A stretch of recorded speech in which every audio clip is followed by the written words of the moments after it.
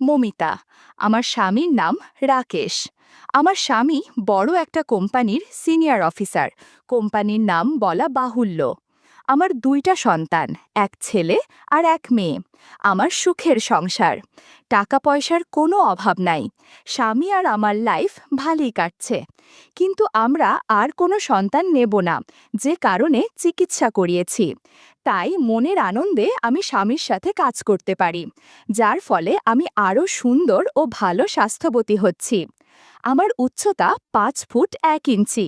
আমার স্বামীর সাথে কোনো পার্টিতে গেলে আমাকে স্বামীর কলিগরা প্রশংসা করে, কিন্তু কোনো দিন আমি স্বামী ছাড়া অন্য কোনো পুরুষের সাথে সময় কাটাইনি। এখন আসল ঘটনা বলি। আমার স্বামী মাঝে মাঝে অফিসের কাজে বাইরে যায় 4-5 দিনের জন্য। তখন আমার সন্তানদের নিয়ে বাসায় একা থাকি। একা বললে ভুল হবে, স্বামীর বুড়ো মাও থাকেন আমাদের সাথে। উনি বুড়ো হয়ে গেছেন আর শারীরিক অসুস্থতার জন্য সারা দিন রাত বিছানায় থাকেন। রাতে আমার ছেলে তার দাদুর সাথে ঘুমায়, আর আমি আর আমার 3 বছরের মেয়ে এক বিছানায় ঘুমাই। এই রকম জীবন চলছিল। হঠাৎ আমার স্বামী অফিসের কাজে বাইরে যান আর আমাকে বলেন এবার 5 দিন থাকবেন। আমি বললাম, এ আর কি, তুমি তো অনেক সময় যাও আমাদের রেখে। তখন স্বামী বলল, তা ঠিক, তবে এবার তোমাকে একটা কাজ করে দিতে হবে আমাকে। তুমি আজ রাতে আমার কিছু অফিসের ফাইল রেখে যাচ্ছি, তুমি এই ফাইলগুলা একটু দেখে মিলিয়ে রাখবে, কেমন? এই বলে আমাকে উনি চলে গেলেন। রাতের বেলায় আমি ফাইলগুলা দেখি আর সব কাজ রেডি করে রাখি, কিন্তু একটা কাজে কিছু ঝামেলা মনে হচ্ছে। আমি স্বামীকে বললাম। আমার স্বামী আমাকে বললেন, আচ্ছা, যা পারছো তাই যথেষ্ট। আমি আর কিচ্ছু বললাম না। রাতে ফাইলগুলা দেখতে দেখতে একটা হয়ে যায়। আমি ফাইলগুলা রেখে ঘুমিয়ে পড়ি। পরদিন শাশুড়িকে খাইয়ে দাইয়ে বাড়ির যা কাজ ছিল তা করে রাতে আর কোনো কাজ ছিল না, তাই জলদি ঘুমিয়ে পড়ি। 3 দিন হয়ে গেছে স্বামী যাওয়ার। 3 দিনের দিন বিকালে স্বামী আমাকে ফোন দিয়ে বলেন, একটা প্রজেক্টের কাজ যেটা আমি মিলাতে পারি নাই সেটার কথা বললেন। এই কাজটা কাল অফিসে পৌঁছাতে হবে আর ফাইলের কোনো কাজ হয়নি। আমি বললাম, এটা তো বললাম পারিনি।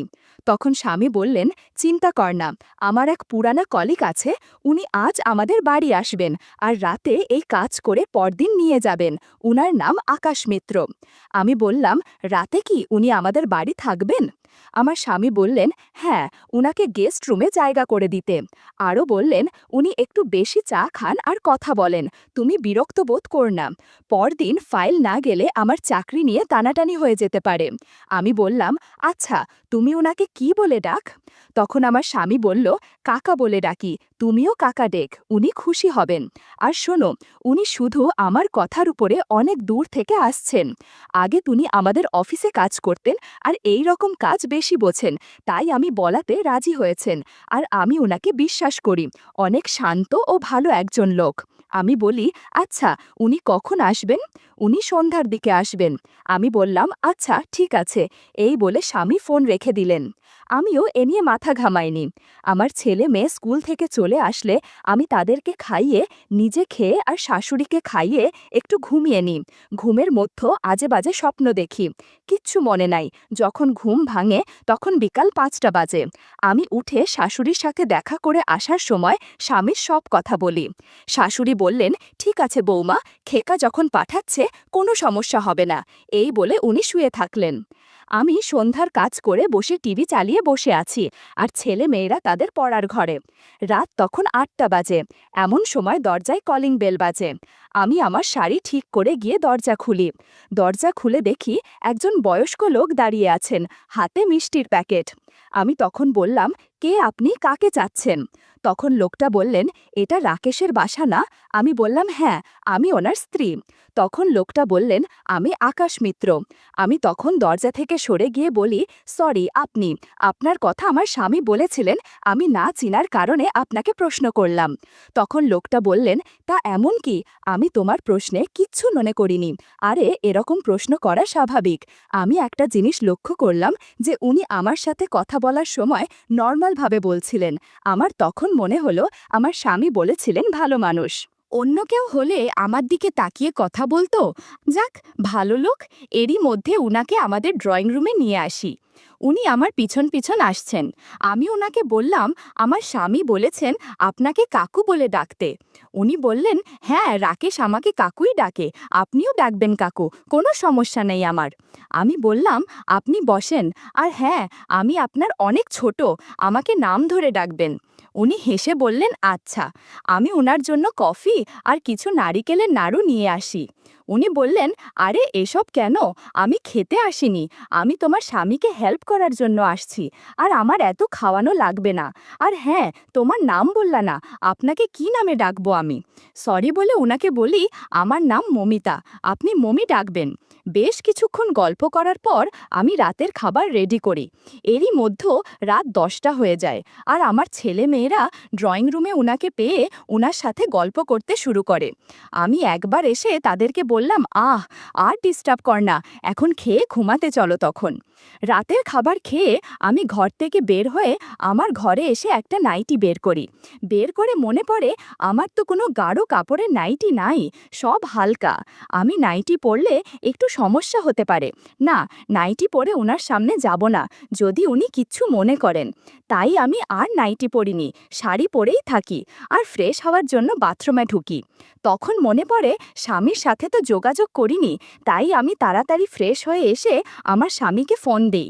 তখন ওনার সাথে যা কথা হয় তা সব বলি, আর এও বলি উনি আসলে ভালো মানুষ। আমার স্বামী বলেন, বললাম না, দেখবে তোমার ভালো লাগবে ওনার সাথে কথা বলতে। আমি বললাম, উনি আমাকে ওনার সাথে রাত জেগে ওনাকে সঙ্গ দেওয়ার কথা বলেছে। তখন স্বামী বললেন, ভালো, তুমি শিখে নিতে পারবে, পরে আর কারো সাহায্য লাগবে না। আরও আমাদের কিছু কথা বলে ফোন রেখে দেই। ফোন রাখার পরে আমি ভাবি একজন ভিন্ন জাতের লোক আমাদের বাড়িতে আমাদের কাজ করার জন্য এসেছে, আর আমি সেই লোকের সাথে রাতে থাকব। রাতের কথা মনে হতেই আমার কেমন যেন অস্বস্তি হতে লাগলো। আর হ্যাঁ, ওনার বয়স সম্ভবত 49-50 হবে, তবে দেখে বোঝা যায় না এরম বয়স। এরই মধ্যে রাত 12টা বেজে যায়, তাই আমি আর দেরি না করে ওনার রুমে যাই। যাওয়ার আগে শাশুড়ির রুমে গিয়ে দেখি উনি ঘুমাচ্ছেন। রাতে উনি ঘুমালে আর কোনো খবর নাই, তাই তেমন কিছু ভাবিনি, আর ভাবার কোনো কারণ নেই। আমি তো আর উনার রুমে খারাপ কোনো উদ্দেশ্য নিয়ে যাচ্ছি না, তাই আমি উনার রুমে গিয়ে দেখি উনি কাজ করছেন। আমাকে দেখে উনি তাকালেন আমার দিকে, আমিও উনার দিকে তাকালাম। মিচকি একটা হাসি দিলেন। আমি ভাবলাম আমি আসছি দেখে হয়তো তাই, আর কিচ্ছু বললাম না। আমি গিয়ে উনার সামনের সোফায় বসলাম। উনি আমার দিকে আবার তাকিয়ে বললেন, কাকু, মমি, চাইলে এ কাজ তুমি করতে পারতে, এ তো কোনো সমস্যা নাই, প্রায় কাজ করা। আর তোমার স্বামী আমাকে ফোন করেছে, আমার থাকা খাওয়ার কথা বলছে। আমি বলে দিয়েছি আমি খেতে আসিনি, আমি আমার কলিগের কথা রাখতে আসছি, কোনো চিন্তা যেন না করে। আসলে তোমার স্বামী তোমাকে খুব ভালোবাসে, তাই না? কেমন ভাবে আমার দিকে তাকিয়ে কথাগুলো বললেন। আমি একটু লজ্জা ভাব নিয়ে বললাম, হ্যাঁ, ও আমাকে খুব ভালোবাসে, আর আমিও আমার স্বামীকে ভালোবাসি। তাই শুনে কাকু বললেন, আচ্ছা ঠিক আছে, তুমি দেখ আমি কাজ করছি। আমি দেখতে লাগলাম ওনার কাজ। উনি এক মনে কাজ করছেন। এরই মধ্যেও আমি একবার দুবার গিয়ে ওনার জন্য কফি নিয়ে আসি, সাথে আমার জন্যও নিয়ে আসি। রাত তখন 2টা। কাকু বললেন, তোমাকে কষ্ট দেওয়ার জন্য দুঃখিত। আমি বললাম, না কাকু, কোনো সমস্যা নাই। আচ্ছা কাকু, আর কত বাকি? কাকু বললেন, এখন তোমাকে শেখাতে হবে, এটুকুই বাকি। আমি ওনার কাজ দেখে অনেকটা বুঝে গেছি, তাই উনি আমার পাশে বসে ফাইলটা খুলে আমাকে বলতে লাগলেন, মানে শেখাতে লাগলেন। আমিও মনোযোগ দিয়ে উনার কাজ করার ফাইলটা শিখছি। উনার হাত নাড়ানোর সময় একবার আমার হাতে স্পর্শ লাগে। আমি কিচ্ছু মনে করিনি, বা উনিও তেমন গুরুত্ব দিলেন না। জানি না উনি ইচ্ছা করে করলেন নাকি অনিচ্ছায় লাগলো। আমাকে কাজ দেখাচ্ছেন, আর আমার সাথে অনেক ধরনের আলাপ করছেন, এমনকি আমাদের সংসারের কয়জন সদস্য আমরা কোথাও ঘুরতে যাই কিনা উইকেন্ডে। এইভাবে কথা বলতে বলতে কাজ দেখানো ও কাজ শেখানো হয়ে গেল। পরে উনি বললেন, মমি, আমাকে আর 1 কাপ কফি দিও, আর একটা লুঙ্গি দিও। আমি তখন বললাম, কাকু, আমাদের ঘরে লুঙ্গি নাই, তবে আপনাকে আমার স্বামীর একটা ধুতি দিতে পারি, যদি আপনি পরেন। কাকু বললেন, আমি প্যান্ট পরে ঘুমাতে পারি না, তাই আমাকে লুঙ্গি পরতে হবে, কিন্তু আমি যে কখনো ধুতি পরিনি, আচ্ছা নিয়ে আস দেখি। এই বলে আমি গিয়ে আগে ওনাকে ধুতি দিয়ে কফি বানাতে যাই। কফি নিয়ে এসে দেখি কোনো মতে একটা গিঁট দিয়ে পরে আছেন ধুতিটা। আমি দেখে হাসতে থাকি। কাকু বললেন, হাস কেন, ধুতি পরা হয়নি? আমি বললাম, না কাকু, আপনি পড়তে পারছেন না। কাকু বললেন, কি করব বল? আমি বললাম, আমি আপনাকে পরিয়ে দেব, আপনি আসেন, আমি দাঁড়িয়ে আছি। উনি ধুতি তুলে আমাকে বললেন পরিয়ে দিতে।